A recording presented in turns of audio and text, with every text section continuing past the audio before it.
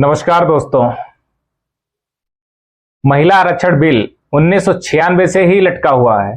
उस समय एचडी देवगौड़ा सरकार ने 12 सितंबर 1996 को इस बिल को संसद में पेश किया था, लेकिन पारित नहीं हो सका था।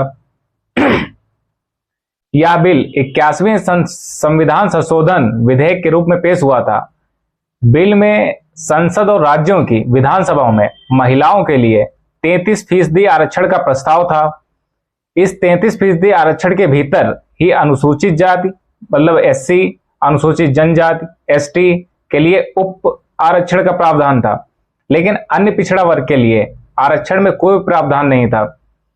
इस बिल में प्रस्ताव है कि लोकसभा के हर चुनाव के बाद आरक्षित सीटों को रोटेट किया जाना चाहिए।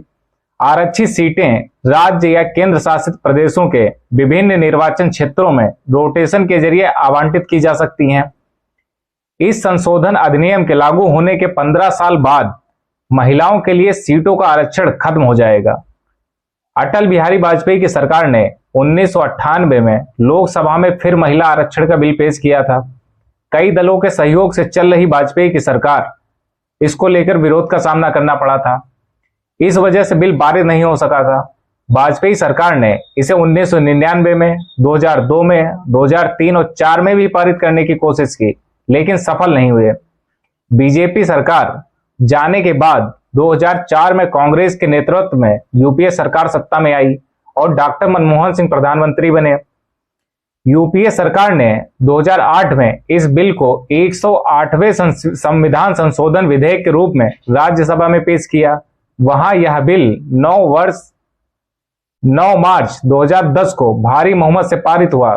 बीजेपी, वाम दलों और जेडीयू के बिल का समर्थन किया गया। यूपीए सरकार ने इस बिल को लोकसभा में पेश नहीं किया क्योंकि इसका विरोध करने वालों में समाजवादी पार्टी और राष्ट्रीय जनता दल भी शामिल था। ये दोनों दल यूपीए का हिस्सा थे। कांग्रेस को डर था कि अगर उसने बिल को लोकसभा में पेश किया तो उसकी सरकार खतरे में पड़ सकती है। साल 2008 में इस बिल को कानून और न्याय संबंधी स्थायी समिति को भेजा गया।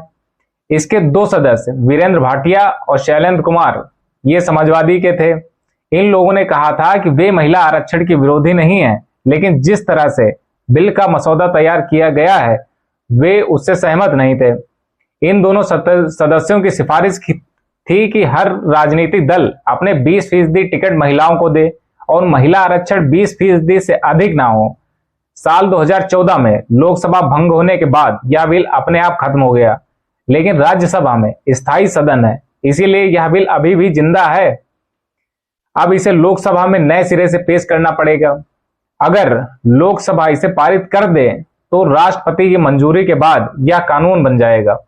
अगर यह बिल कानून बन जाता है तो 2024 के चुनाव में महिलाओं को 33% आरक्षण मिल जाएगा। इससे लोकसभा की हर तीसरी